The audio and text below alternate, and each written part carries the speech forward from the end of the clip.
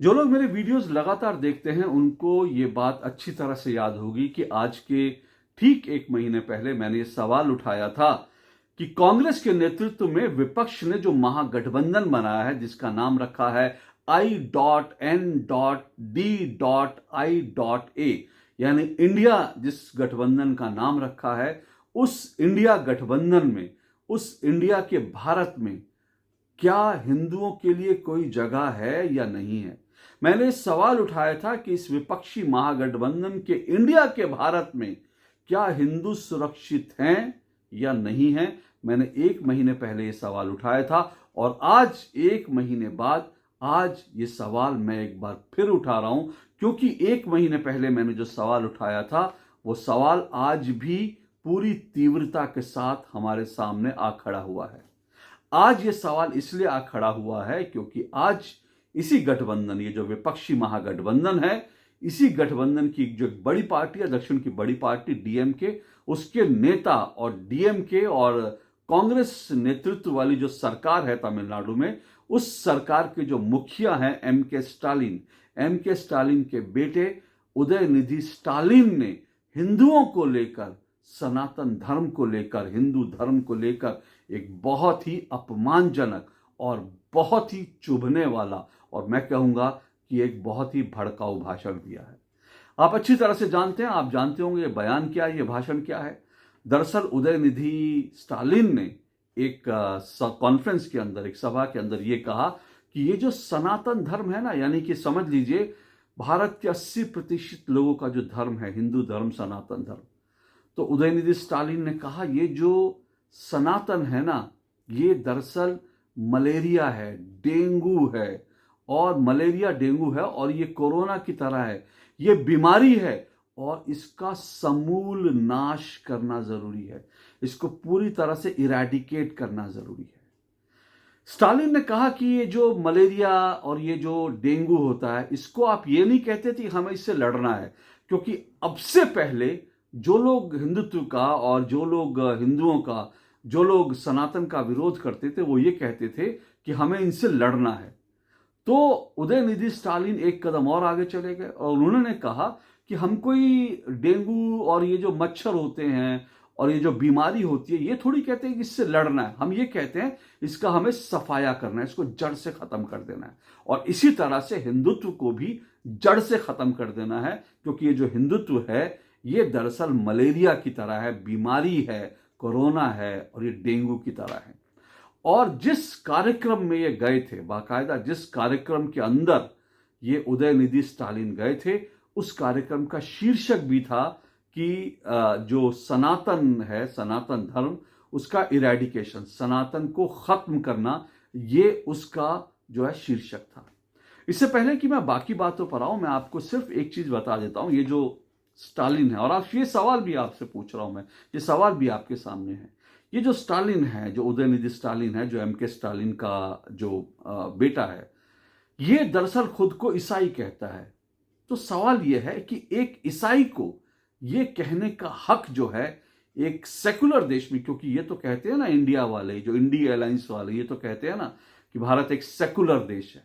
तो इनसे पूछा जाना चाहिए कि भाई सेकुलर देश में क्या एक ईसाई को ये कहने का अधिकार है कि ये जो हिंदू धर्म है, सनातन धर्म है, इसका समूल नाश कर देना चाहिए क्योंकि ये बीमारी है। कल्पना कीजिए कि क्या कोई हिंदू इस्लाम के बारे में, कोई हिंदू नेता इस्लाम के बारे में, या फिर कोई दरअसल जो है एक ईसाई नेता दरअसल जो है वो इस्लाम के बारे में, या कोई इस्लाम या कोई मुस्लिम नेता जो है वो ईसाई धर्म के बारे में, या कोई हिंदू जो नेता है वो इस्लाम के बारे में, ईसाइयत के बारे में या सिखों को लेकर इस तरह का बयान दे सकता है? इस देश में क्या कभी ऐसा हो सकता है? इस देश के किसी भी राज्य में, इस देश के किसी भी कोने में, क्या किसी भी राज्य में, किसी भी कोने में इस्लाम का समूल नाश, इस शीर्षक से क्या कोई कॉन्फ्रेंस हो सकती है?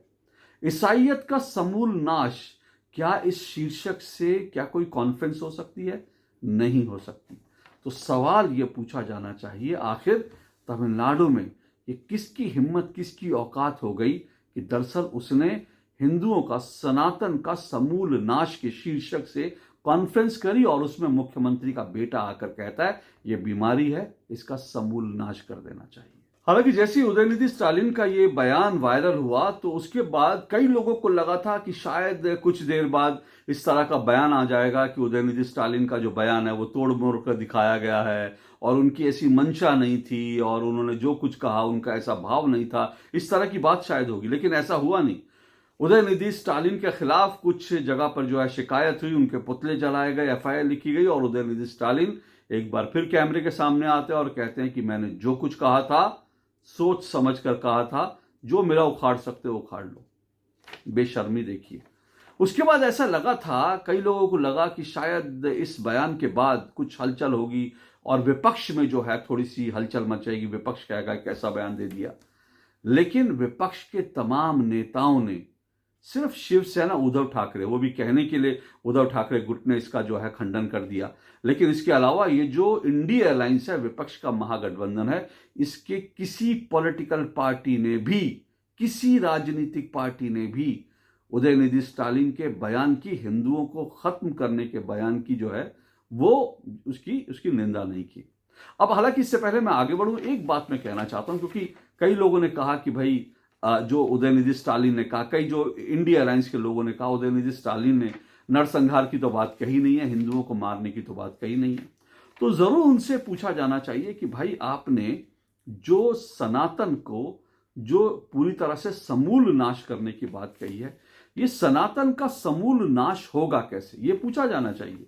क्योंकि सनातन का समूल नाश जो है, इस देश में 80% आबादी जो है वो दरअसल 80% आबादी, इस देश की जो आबादी है वो हिंदुत्व को मानने वाली है, हिंदू आबादी है जो सनातन धर्म को मानते हैं। क्योंकि सनातन जो है सत्य है और सनातन धर्म ही जो है उसमें उसी में से निकला जो हिंदुत्व है। क्योंकि उस सनातन जो है, शाश्वत सनातन जो धर्म है, वही सभी धर्म, सभी जो सोच है, सभी पंथ संप्रदाय जो हैं, सभी जो आस्थाएं हैं वो दरअसल सनातन से ही निकली। इसीलिए सनातन धर्म जो 5000 साल पुराना जो है इसलिए माना जाता है। तो सवाल यह कि जो सनातन धर्म का जो समूल नाश करने की बात जो स्टालिन कर रहे हैं, ये समूल नाश करेंगे कैसे? समूल नाश करने के लिए पूरी तरह से आपको बता दूं, समूल नाश करने का मतलब यह है कि आपको देश में और दुनिया में जितने हिंदू मंदिर हैं उनको आपको तोड़ देना पड़ेगा। तो सवाल यह है कि क्या उदयनिधि स्टालिन जो हैं वो औरंगजेब का, बाबर का अवतार लेकर आए हैं कि वो ये सोचते हैं कि भारत के और दुनिया भर के सारे मंदिरों को जो है ध्वस्त कर दिया जाए, तोड़ दिया जाए? क्योंकि समूल नाश तो इसी तरह से होगा। और समूल नाश कैसे होगा? और समूल नाश ये होगा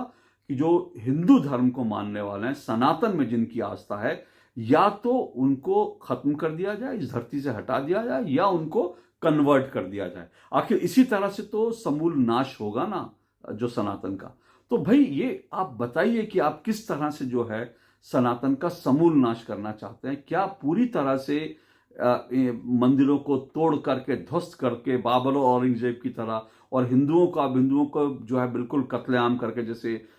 इन आतताइयों ने किया था, इन विदेशी आक्रमणकारियों ने किया था, या फिर इनको कन्वर्ट करना, इस तरह से आप दरअसल जो है इसका जो सनातन है समूल नाश करना चाहते हैं? ये सारी बातें बतानी चाहिए। हालांकि कई कांग्रेस के नेताओं ने यह कहा कि उदयनिधि स्टालिन जो हैं, क्योंकि अब उस पूरे बयान को लेकर के बड़े दुर्भाग्य की बात जो है वो तो ये है कि कांग्रेस या किसी और पार्टी ने इसका अब तक जो है खंडन नहीं किया है, सिवाय थोड़ा बहुत जो है, जैसा मैंने कहा कि थोड़ा बहुत जो विरोध है वो शिवसेना, उद्धव ठाकरे गुट ने, क्योंकि वो तो हिंदुत्व के नाम पर ही आते हैं, तो उनको अपनी खाल बचाने के लिए, अपनी चमड़ी बचाने के लिए बयान देना पड़ा। लेकिन इसके अलावा उन्होंने ज्यादा कुछ नहीं करा है। पर जो इंडिया अलायंस है उसमें शामिल जो बाकी तमाम पार्टियां, उनमें से किसी पार्टी ने भी इसका खंडन नहीं किया है। कांग्रेस के जो छुटभैया नेता है, शुरू में उन्होंने बयान दिया कि भाई उदयनिधि स्टालिन कौन है, ये तो बड़ा छुटभैया सा नेता है। लेकिन सर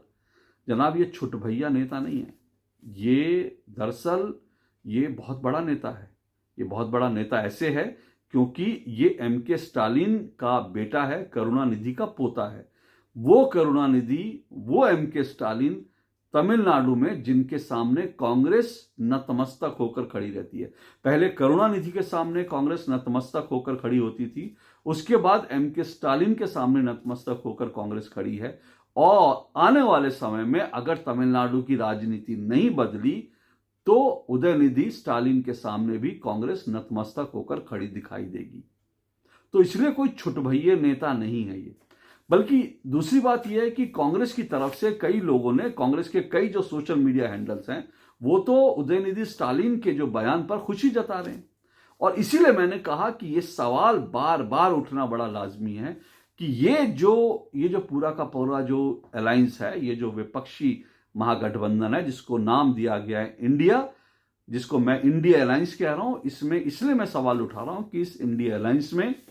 हिंदुओं के लिए कोई जगह है या नहीं है, और अगर इनकी सरकार आ जाएगी तो भारत में हिंदू सुरक्षित रह पाएगा कि नहीं रह पाएगा, हिंदुओं का क्या हश्र होगा, क्या अंजाम होगा, ये सवाल उठना लाजमी है। क्योंकि मैं आपको याद दिला दूं कि इससे पहले जब मैंने ये सवाल उठाया था तो तब उठाया था जब इसी गठबंधन में शामिल एक और पार्टी इंडियन यूनियन मुस्लिम लीग, ये इंडियन यूनियन मुस्लिम लीग जो दरअसल मुस्लिम लीग जिसने भारत का बंटवारा किया था उसी में से निकला एक हिस्सा है। तो ये जो इंडियन यूनियन मुस्लिम लीग है, जिसको राहुल गांधी विदेश में जाकर कहते हैं कि ये जो है मुस्लिम लीग सेकुलर पार्टी है, उस मुस्लिम लीग के नेताओं ने केरल में सड़कों पर खुलेआम ये नारा लगाया था